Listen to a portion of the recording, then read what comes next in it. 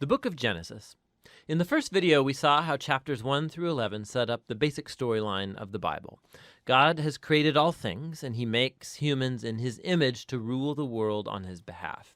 The humans choose sin and rebellion, and so the world spins out of control into violence and death, all leading up to the rebellion and scattering of the people in Babylon. And so the big question is, what is God going to do to rescue and redeem his world? Well, out of that scattering at Babylon, the author traces a genealogy of just one family that leads eventually to a man named Abram, later known as Abraham. And God's promise to Abraham at the beginning of chapter 12 opens up a whole new movement in the story. God calls Abraham to leave his home and go to the land of Canaan, which God says will become his one day. And in that land, God promises to make Abraham into a great nation, to make his name great, and to bless him. Now, these promises are connected back to earlier parts of the book. So Babylon had arrogantly tried to make a great name for itself, and that didn't go over very well. But God, in his generosity, is going to bestow a great name on this no-name guy, Abraham. And God's blessing of Abraham echoes all the way back to that original blessing God gave humanity in the beginning. So the question is, why is God going to bless Abraham and his family? And the last line of God's promise makes this clear. So that all the families of the earth will find God's blessing in you. Now, this is key for understanding the whole rest of the biblical story.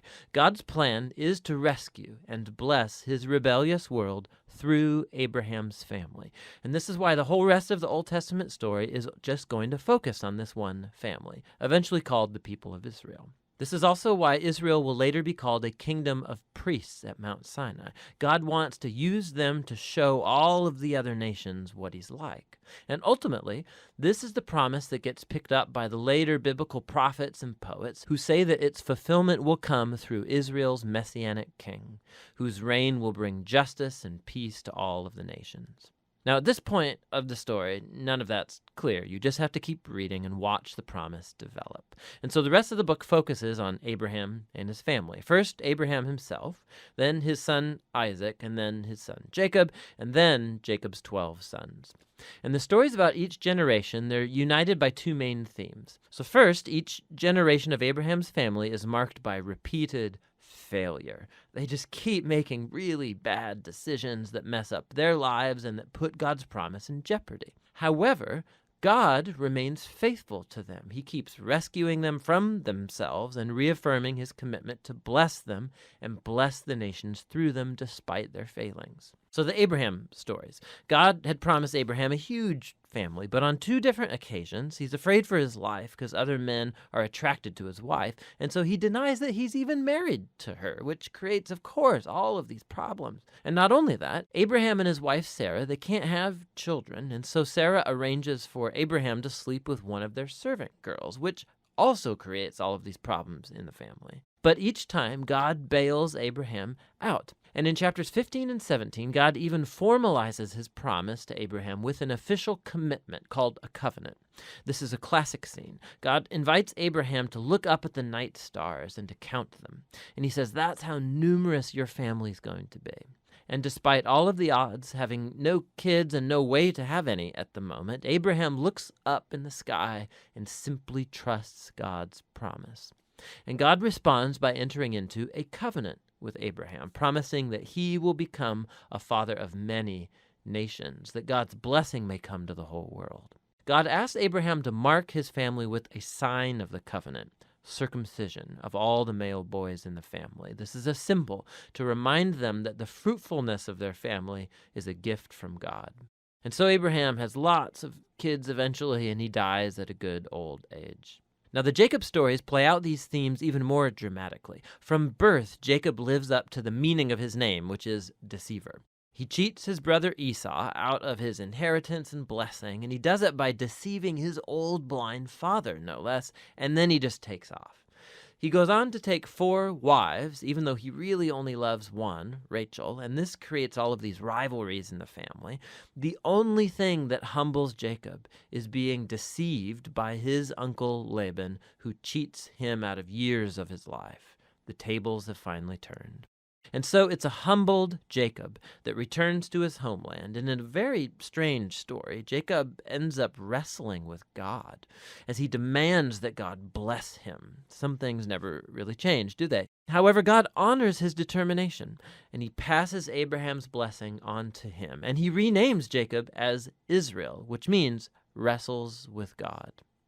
Now, it's this last part of the book, the story of Jacob's sons, where all the themes come to a head. Jacob loves his second to youngest son, Joseph, more than any of the others, and he gives him this special jacket. And the 10 older sons come to hate Joseph, and so they kidnap him, and they plan to kill him, but instead they decide to just sell him into slavery in Egypt, where he ends up in prison. Talk about family failure.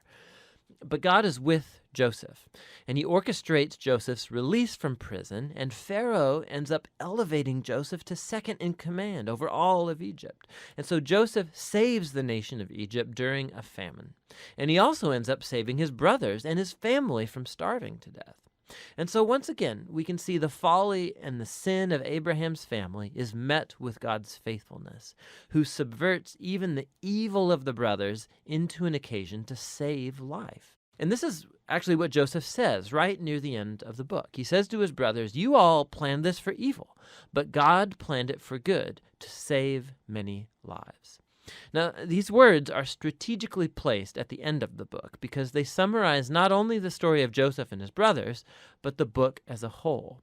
From Genesis 3 onward, humans keep acting selfishly and doing evil, but this God is not going to leave his world to its own devices. He remains faithful and determined to bless people despite their failures.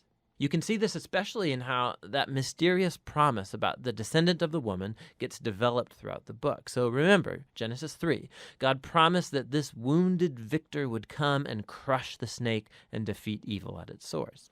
And the author then connects this promise directly to the line of Abraham. This is a part of how God's going to bring his blessing to the nations. Now, from Abraham, this promise gets connected to Judah, the fourth son of Jacob, and this is how. In an extremely important poem in chapter 49, in aging Jacob, he's on his deathbed, he wants to bless his 12 sons. And when he comes to Judah, Jacob predicts that Judah will become the tribe of Israel's royal leaders, and that one day a king will come who will command the obedience of all the nations and fulfill God's promise to restore the garden blessing to all of the world. And then after this, Jacob dies. And later, Joseph dies too. And the growing family remains in Egypt. And so the book of Genesis ends with all of these future hopes and promises left hanging and undeveloped. And it forces you to turn the page to see how it's all going to turn out. But for now, that's the book of Genesis. So we're now in the Begin book, and it's really excellent. And this now we've in detail gone from Genesis 1 to 11 with the Bible, and now we're just he's given us this quick review from Genesis 11 up to the 10 Commandments. And I'm just gonna it's really well done, so I'm just gonna read it out of here because I think it covers some really good points. Okay, after this, the Bible picks up with the call of Abram, who was later named Abraham in Genesis 17:5. He and his wife Sarah had a son named Isaac, and the Lord made a promise that Abraham's descendants would inherit the promised land. You guys remember that? If you've read Genesis, of course, you know that. He's out and says, look at all the stars, and these are going to be, your sons and your daughters. This is how many descendants you're going to have, which is odd because he doesn't have a son yet or a daughter. And so often God does this to people in a story and to us. And we sometimes wonder, what's going on? So, but trust God. That's the key. And so he promised to inherit the promised land where the Canaanites were. And they were becoming increasingly sinful, which is said in Genesis 15:16. So God's waiting for them, for that sin to reach its point of harvest, its point of no return, giving them a chance to repent if it were, but they're not going to. So Isaac married Rebekah, and they had twins, Esau and Jacob. But again, remember, they had trouble having kids, and they didn't have kids for a while, and they just had the two, Esau and Jacob. So Esau sold his birthright to Jacob, who really wanted it, and that's in Genesis 25. And Jacob ultimately received the blessings as well, which he does kind of underhandedly as his mom helps him deceive his father. Man, a lot of deception in the early families. It's a whole nother, thing to go into. Part of what we're being saved from. And so Jacob was renamed Israel, and that means struggles with God. He wrestles with God, and he's renamed Israel, which means wrestles with God, struggles with God. Israel, and God says, hey, you're allowed to negotiate with me. And Abraham negotiated, Jacob negotiates. And so this is all the relationship. We have a relationship with God. It's in the name Israel.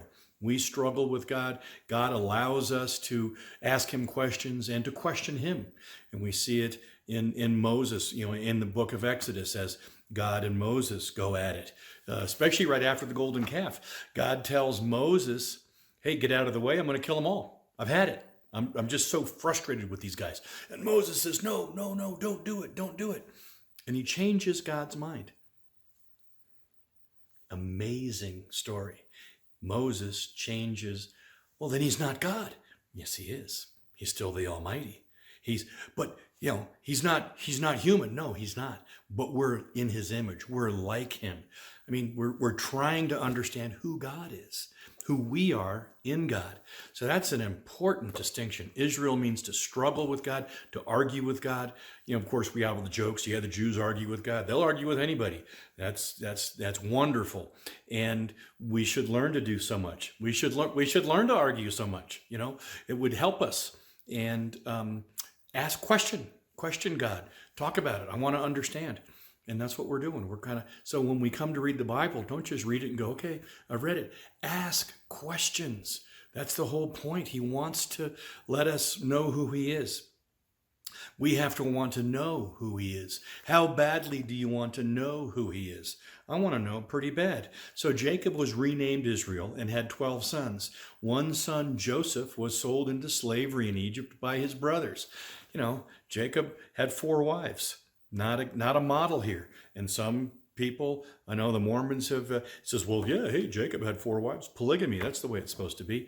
No, so you gotta, just because it's in the Bible doesn't mean it's, the Bible doesn't teach that. It's what happened to Jacob, but he doesn't teach that's what we should all do. So we have to read carefully what is being spoken, what is being meant.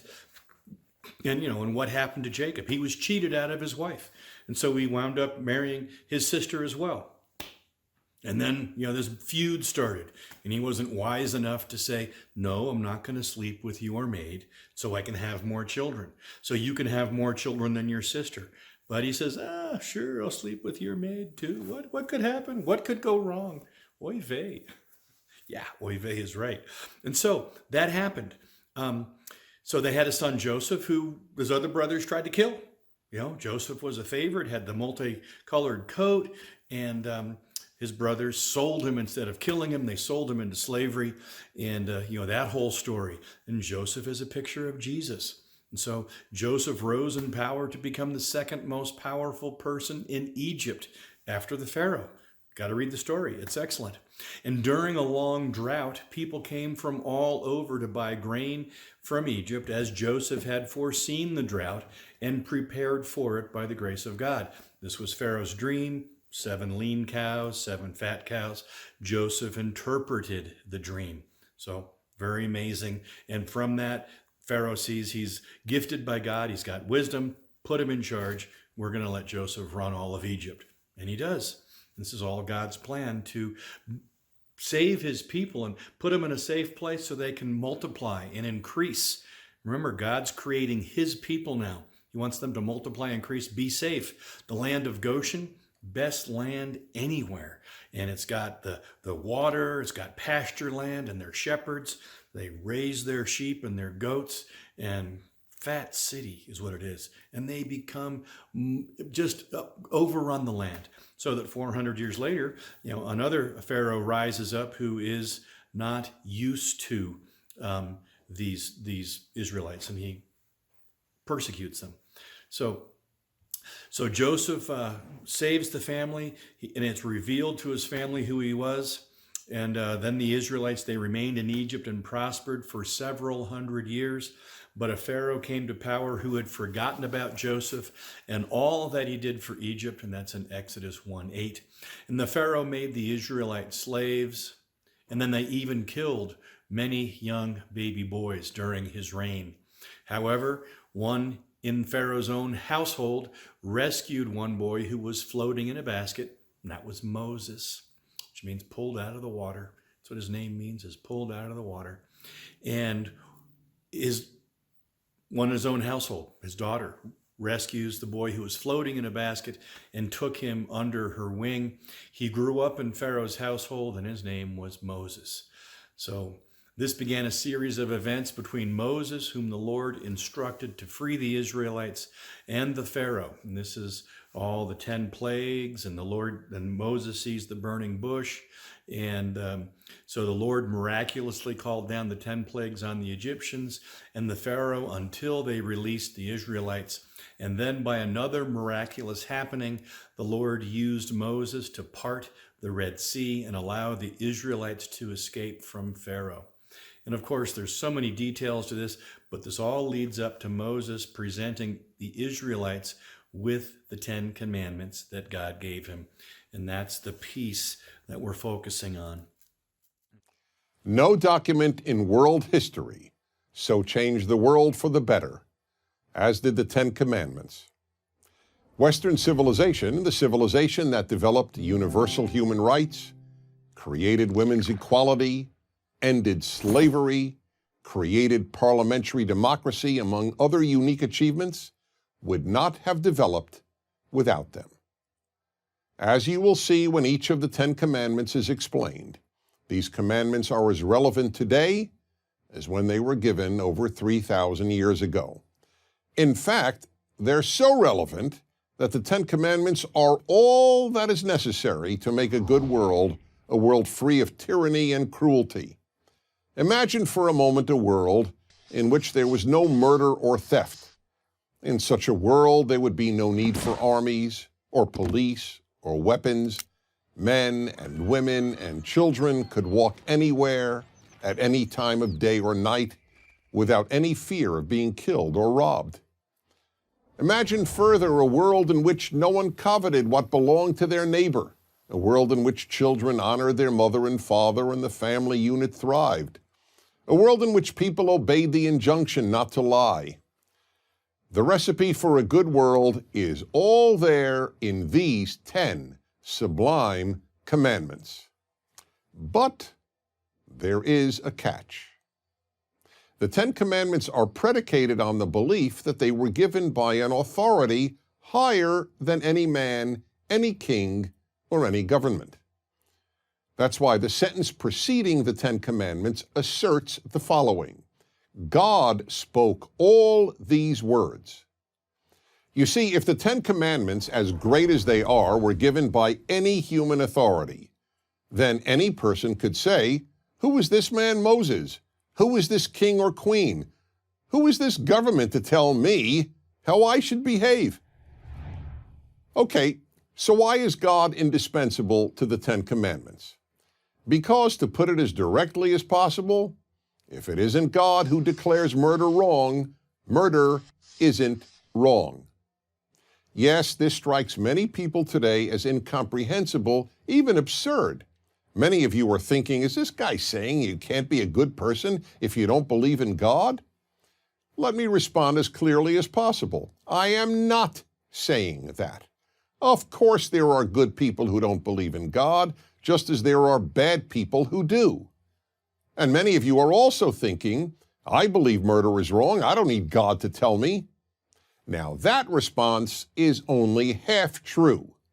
I have no doubt that if you're an atheist and you say that you believe murder is wrong, you believe murder is wrong. But forgive me, you do need God to tell you. We all need God to tell us. You see, even if you figured out murder is wrong on your own, without God and the 10 Commandments, How do you know it's wrong? Not believe it's wrong. I mean, know it's wrong. The fact is, you can't. Because without God, right and wrong are just personal beliefs, personal opinions. I think shoplifting is okay, you don't. Unless there is a God, all morality is just opinion and belief. And virtually every atheist philosopher has acknowledged this. Another problem with the view that you don't need God to believe that murder is wrong is a lot of people haven't shared your view. And you don't have to go back very far in history to prove this. In the 20th century, millions of people in communist societies and under Nazism killed about 100 million people. And that doesn't count a single soldier killed in war. So don't get too confident about people's ability to figure out right from wrong without a higher authority. It's all too easy to be swayed by a government or a demagogue or an ideology, or to rationalize that the wrong you're doing isn't really wrong. And even if you do figure out what is right and wrong, God is still necessary. People who know the difference between right and wrong do the wrong thing all the time. You know why? Because they can. They can because they think no one is watching. But if you recognize that God is the source of moral law, you believe that He is always watching.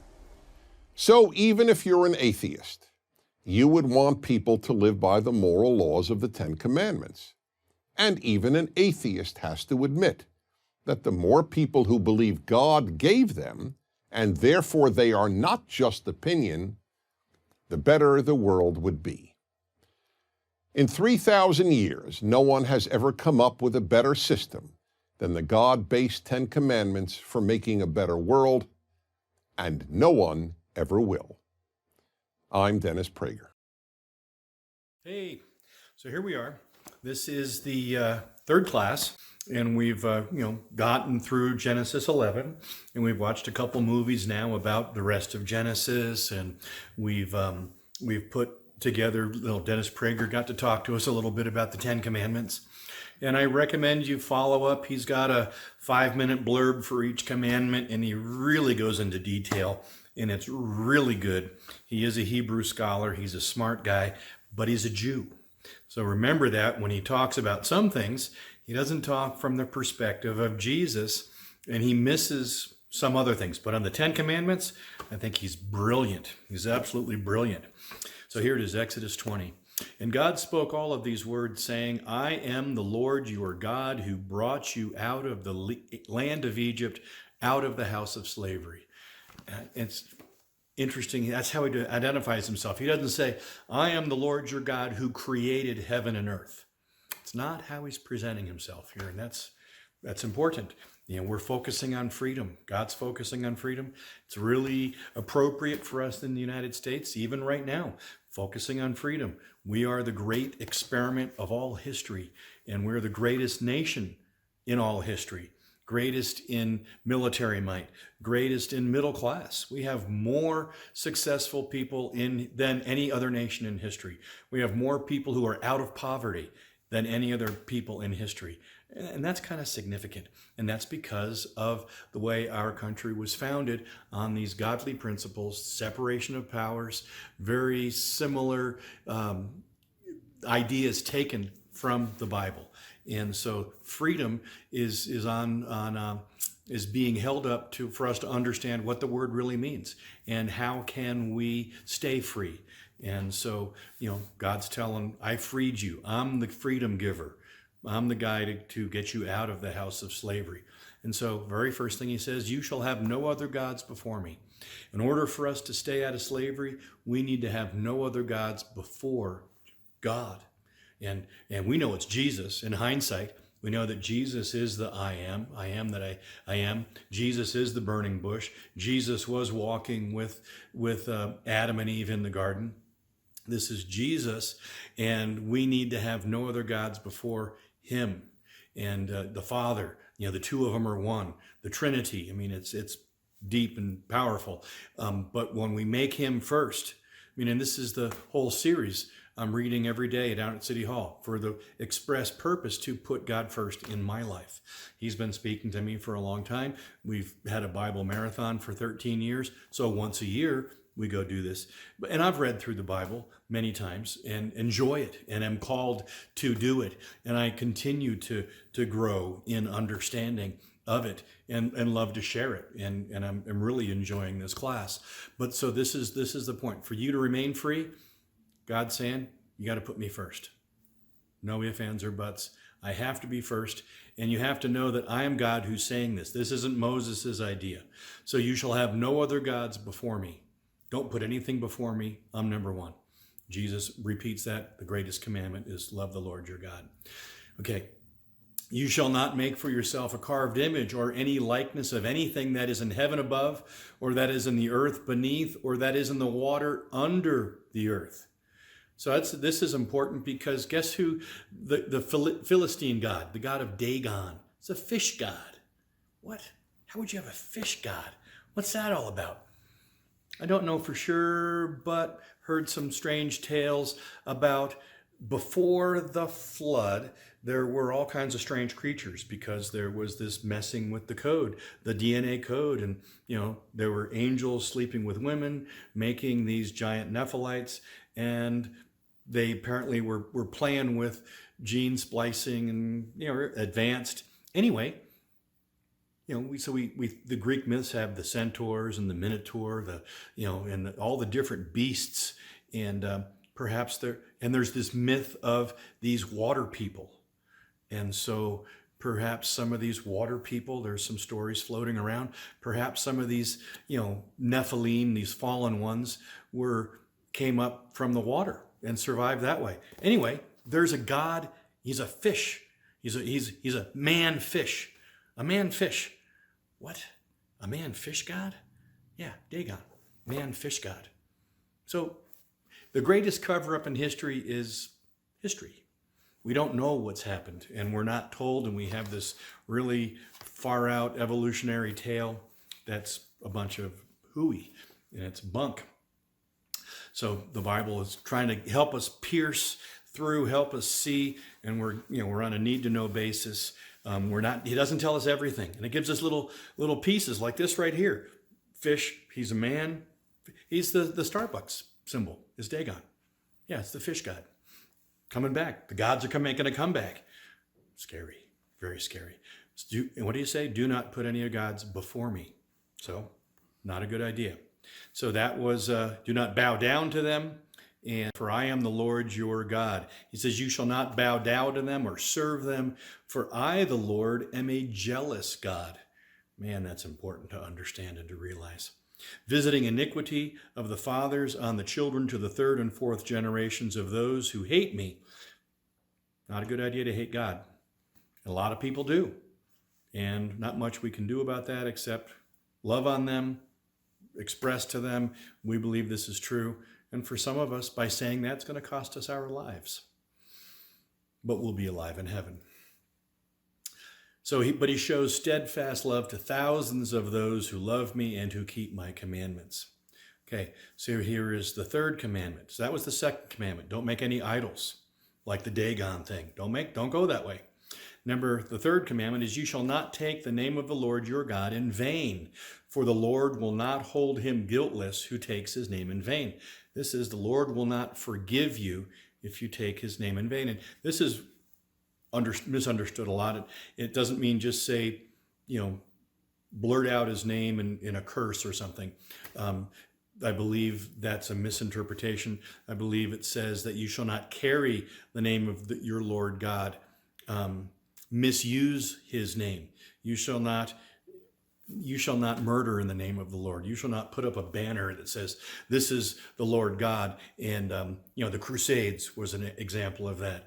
Jesus says that the Jews have misused the name of God. And so the name of God is a stench in the Gentiles' noses. God says, I'm not going to forgive you for misrepresenting me, for blaspheming me, for doing things that give me a black eye. And that's more of the meaning there. The NIV uses, do not misuse the name of the Lord. And the Hebrew, I believe, means do not carry the name of the Lord in vain and misrepresent it. So that's the third one. The fourth is remember the Sabbath to keep it holy.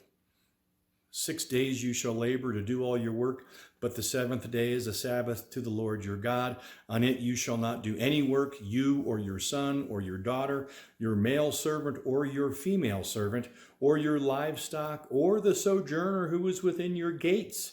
For in 6 days the Lord made heaven and earth and the sea and all that is in them, and he rested on the seventh day. Therefore the Lord blessed the Sabbath day, and he made it holy. Wow, the Sabbath is a big deal. And the Sabbath reinforced the fact that the Israelites believed in God, and by observing the Sabbath, it reinforced their faith, so they believed in him more. The Sabbath supported families. It supported the fact that they were no longer just slaves. They were free people, and they deserved a rest. And God commanded them to rest and to focus on him for that day, because he is the life giver. So this Sabbath command is powerful, very powerful. So then the next one was honor your father and your mother, that your days may be long in the land that the Lord your God is giving you. Honor mom and dad. Comes with a promise. Only command with a promise. That your days may be long in the land the Lord is giving you. I always joke about that one. Mom and dad say, hey, we brought you in and we can take you out. This was a serious command, though. If children disobeyed their parents and were struck their parents or were really unruly, I mean, they could take them to court, and the law was, you could stone these kids, because that was so important that we honor our elders. I mean, this is a deep commandment too. And again, Dennis goes into some real depth on all of these, and it's really, really well done. And I tried doing it, and he's the master of this stuff. So, and why remake something that's already excellent? So honor your father and your mother. And he says, don't love them. He doesn't command us to love them, because some mothers and fathers are mommy dearest and and daddy deadly. Bad news, and it would be a hardship to command children to love some of the kind of people that have children once in a while. But he says, no, you have to honor them, and it's important for society. All of these commandments ensure the continuance of the family and thus the society. It says, you shall not murder, you shall not commit adultery, you shall not steal, and you shall not bear false witness against your neighbor, no lying. And then number 10, you shall not covet your neighbor's house, nor shall you covet your neighbor's wife, or his male servant, or his female servant, or his ox, or his donkey, or anything else that is your neighbor's. And this is the first commandment for thought. So Jesus, when he comes, of course, he tells us about the commandments and the laws, and then he explains how the commandment says, do not murder. But even if you have this thought against your brother, that is a problem. So the coveting, that's where all of these ideas start for us to get into trouble.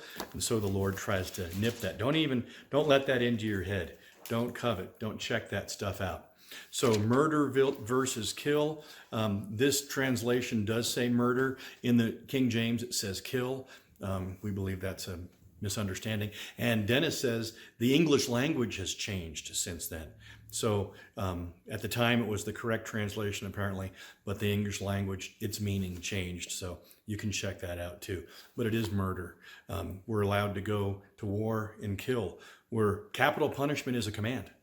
After Noah comes in, God says, anybody kills somebody, their life shall be taken. They forfeit their life if they murder. And so that's important. God, see what's happening. Remember, we've seen how we started out with Adam and Eve in paradise. They fall. They have 2 children. One son kills his brother. Whoa. And then, boy, it just gets worse. Then Lamech shows up, and he says, oh, Cain God put a mark on Cain, and he would punish anyone 7 times if they were to mess with Cain. So God protected Cain. There we see the Father's heart. Yes, he murdered, but I want to protect him. But God watched as it just got. So Lamech says, hey, if God's going to protect and punish you 7 times, if you mess with me, it'll be 7 times 70. And he took all the women that he wanted, and that was just a picture of the degradation of everything. And then the fallen angels came and took all the women that they wanted. We went over that, but the point is it was going downhill.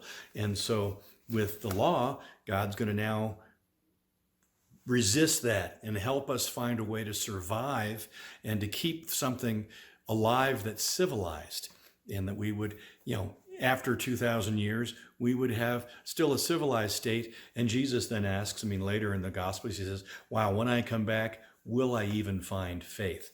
And so this is sort of the ideas here. These laws are the greatest laws that mankind has seen. And it gets even better now when we see Jesus and we have the new covenant. You're most likely familiar with the 10 Commandments in the Bible, stuff we generally take as good advice. Don't murder, don't steal, honor your parents, the list goes on. And those are just the first 10. There are actually a total of 613 commands, all given to ancient Israel, found in the first 5 books of the Bible, which in Hebrew are called the Torah. Now, the word Torah is usually translated in English as the law, because it has all of these laws in it. And as you read through them, you wonder, am I supposed to obey some of these, all of these? What's the purpose of the law? Well, that translation is kind of confusing, because while the Torah has laws in it, the book itself is fundamentally a story about how God is creating new kinds of people who are fully able to love God and love others. And when Jesus taught about the Torah, he said that he was bringing that story to its fulfillment. So walk me through the story and how it's fulfilled. So the story begins with God creating humanity who rebels. And God chooses Abraham to bless all of the nations through his family, who end up in slavery down in Egypt, and so God rescues them. Then at Mount Sinai, God makes a covenant with Israel, like an agreement. And all of the laws that Moses gives to Israel are the terms of that agreement. They're like a constitution. And so some of the laws, they're about rituals and customs that set Israel apart from the nations. Other laws are about social justice or morality. And by following these, Israel would show the other nations what God is like. Okay, so the rest of the Torah is just the complete list of laws that Moses gives Israel? No, the rest of the Torah just continues the story.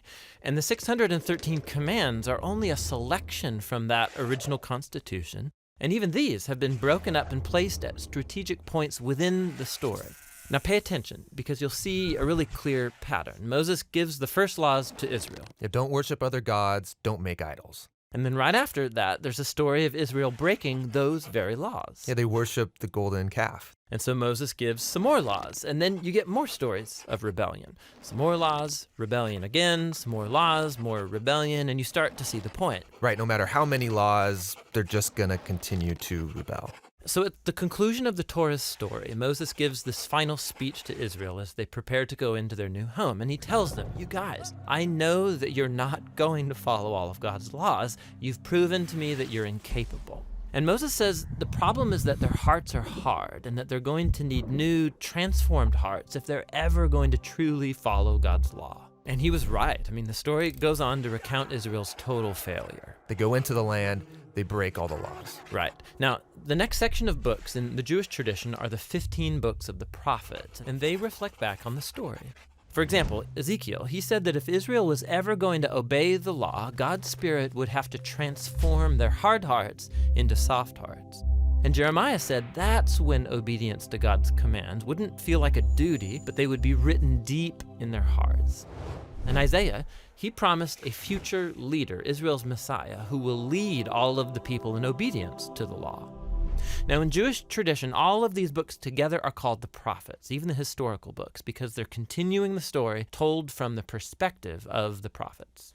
Okay, so we have the law and the prophets, and they're telling one connected story about God's desire to bless the whole world through a people, Israel, who it turns out needs a new heart. Yes, and Jesus saw himself as continuing that story.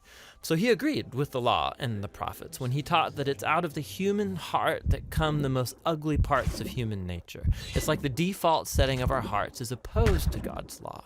But Jesus also said that he came to solve that problem, and in his words, to fulfill the law. So what does he mean there, to fulfill the law? Well, first he said that the demand of all of the laws in the Torah could be fulfilled by what he called the Great Command, that we are to love God and to love others. So that seems pretty easy. I mean, we all want to love. Well, we think we want to love. But Jesus showed how love is far more demanding than we realize. So he quotes the law, do not murder. And he says, yes, not killing someone is a very loving thing to do. But then he also says that when you treat someone with disrespect or when you nurse resentment against them, you're also violating God's moral ideal because you're not treating that person with love. And so Jesus said true love ought to extend even to our own enemies. So even though this command seems very simple, Jesus showed how our hearts are not currently equipped to fulfill even this basic command of God to love others. And that's kind of a downer. But where Israel failed, Jesus brought this story to its fulfillment. As Israel's Messiah, he fully loved God and others, and he showed all of the nations what God is truly like. He did this through his acts of compassion and mercy, and ultimately by loving his enemies even unto death. And after his resurrection, he told his followers that he would send God's Spirit to transform their hearts so that they could follow him and fulfill the purpose of the law, to love God and to love their neighbor. So this fulfills the story of the law and the prophets, or in the words of the Apostle Paul, the one who loves fulfills the law.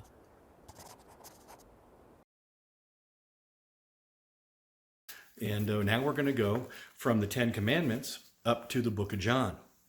And so he's got some nice things here. I'm just going to give you a little review there.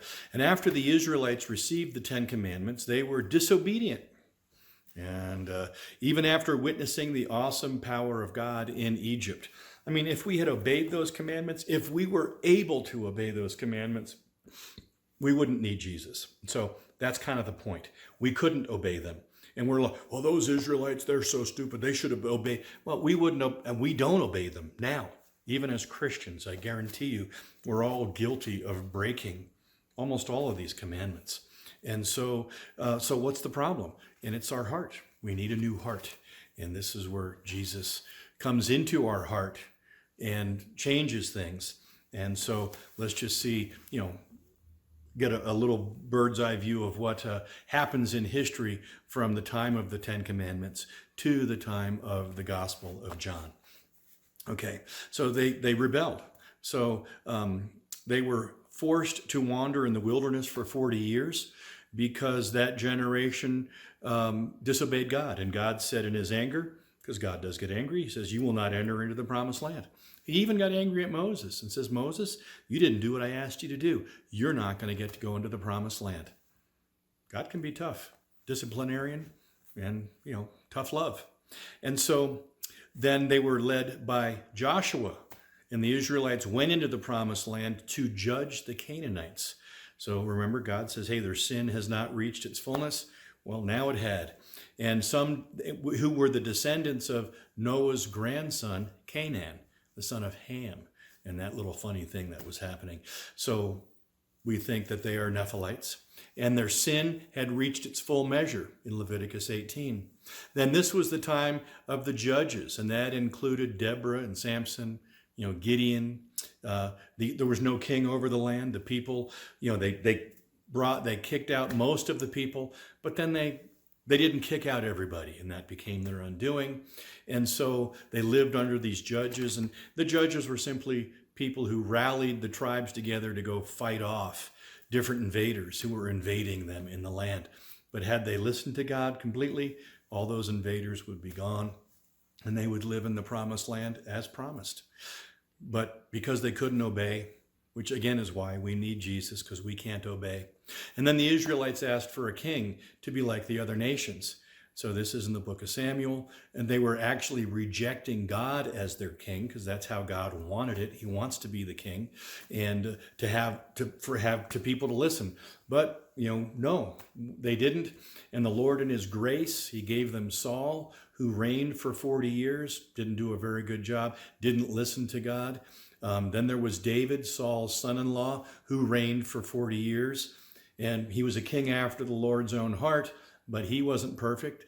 He had this little ordeal with Bathsheba, murdered one of his generals who was Bathsheba's husband, bad stuff. Then there was Solomon, David's son, who ruled for 40 years. And even with the great wisdom that the Lord gave Solomon, he still turned his heart away from God by the end of his life, dramatically, and brought in Baal worship. Solomon, the wisest man, brought in so much so that the Lord said, that's it. You guys are done for. And right after Solomon's reign, the northern kingdom was split so that we had the northern kingdom and the southern kingdom. So the whole kingdom was split in two. So we had Judah, which continued with David and Solomon's line, and then the northern kingdom, which they named Israel, with the new kingship, a whole new line apart from David. So each kingdom had various kings, some good, such as Hezekiah, and a bunch bad. Well, the Israelites kept turning from God and his word, so the Lord kept sending prophets to help bring them back and warn them of what would happen if they didn't. You may have heard of the names of some of the famous prophets, such as Jeremiah, Elijah, or Isaiah. And ultimately, the Israelites who kept falling further and further from God went into captivity, just as Leviticus warned.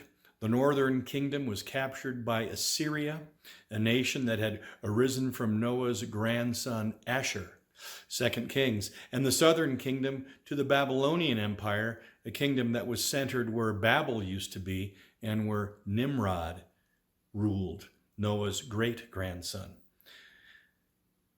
And this was seen in 2 Kings, and we're seeing now we're at this time they're in the captivity, and now Esther and Daniel are prominent during this time.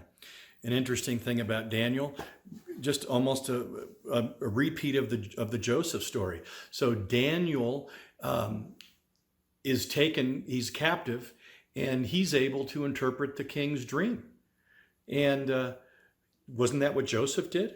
And then Joseph was made second in the land only to Pharaoh. Same thing happens to Daniel. He interprets King Nebuchadnezzar's dream, and he's made second in the land. He's ruler of this land. Amazing story. Daniel's an amazing character. Got to read that book. Like I say, we're just skipping over this stuff to try to get to the really important stuff for us to understand as Christ followers. This was the time of Ezra, and one may recall the strife Nehemiah had while trying to rebuild the wall at Jerusalem. And then we had the three last prophets, Haggai, Zechariah, and Malachi. Following that, there was 400 years of silence from the Lord because the Israelites were still being disobedient. During this time, Alexander the Great conquered the whole area, and Greek became one of the popular languages of the day, and the New Testament was written in Greek as a result. Then the Roman Empire conquered the Greeks, and it was the Romans who were in control when Jesus was born of a virgin to fulfill Genesis 3:15 and Isaiah 7:14 as a miraculous entrance into the world in Bethlehem. And the Romans had a provincial ruler king in place in Judea, Israel, named Herod. And John the Baptist prepared the way for the Lord Jesus Christ. This brings us to the Gospels, and there are 4 complementary accounts of Jesus' life preserved in Matthew, Mark, Luke, and John. This is the Gospel of Jesus Christ according to John, one of his disciples. And so that's where we're getting to, is the Gospel of John, and it starts out just like Genesis, in the beginning, and really looking forward to getting into John for that. So that's just, boy, it's pretty quick, but we see that there's a new covenant coming, and so a lot of misunderstanding about the new covenant and the old covenant, the Old Testament and the New Testament. Again, just to repeat this, the Old Testament is the New Testament concealed. And Paul pulls it out and shows us this is what that meant. And the New Testament, of course, is the Old Testament revealed. So they're the same testament, the same God, same mercies, same hardness. I mean, some people believe that Jesus was all sweetness and light. But as we read through this gospel, we'll see he went out of his way to offend some people purposely. And he offended those who were so wrong and who were so evil and were causing such trouble. You know, the Pharisees and he wouldn't even talk to King Herod. He says he didn't have much to say good about King Herod. And so, you know, it's complicated. And that's just, it's deep. And so we need to see the toughness and the tenderness. And along with the law is never abolished. You know, the Ten Commandments, God's law, and Jesus says, you know, heaven and earth will pass away before this law passes away. But then Paul writes that we're no longer under the law. And so, you know, there's no longer circumcision required. And there's lots of fights about that. And we'll get into that in Romans in a little bit. But I just want to say just a little bit about that. And one way that made it for me to understand a little better, someone said, you know, in Jesus was Lord of the Sabbath. It wasn't the other way around. The Sabbath was made for man. And he says, and the Lord is Lord of the Sabbath. So instead of us now being under the law, in Christ, we're above the law. And because we're dead, and that's how Paul helps us understand. In baptism, we're dead with Christ. So the law doesn't apply to dead people. But God's law is still there. I mean, everything is still there. And so we have to come to understand the difference between living by Torah and living by Christ. And it's subtle, but it's very, very, very powerful. And we're going to be talking a lot about that as we go forward and try to get you the scriptures that really, you know, point out, hey, why we don't, you know, worship on Saturday the way the Jews did, and why we don't observe a lot of the things. You know, dietary law has been kicked out. Jesus was specific and freed us from that. So the Sabbath, Christians started meeting on the Lord's Day, on Sunday. We see that in Acts, we see that in Corinthians. And so, you know, there's lots of arguments to try to trip us up. And so we're going to start getting into that, but that's for another day. So I hope today was helpful, getting you from Genesis 11 all the way through, get the Ten Commandments, right? Get a sense for those, and then get us up to the Gospel of John. And that's where we are. And so God bless you guys. Thanks for listening. And we'll see you next week.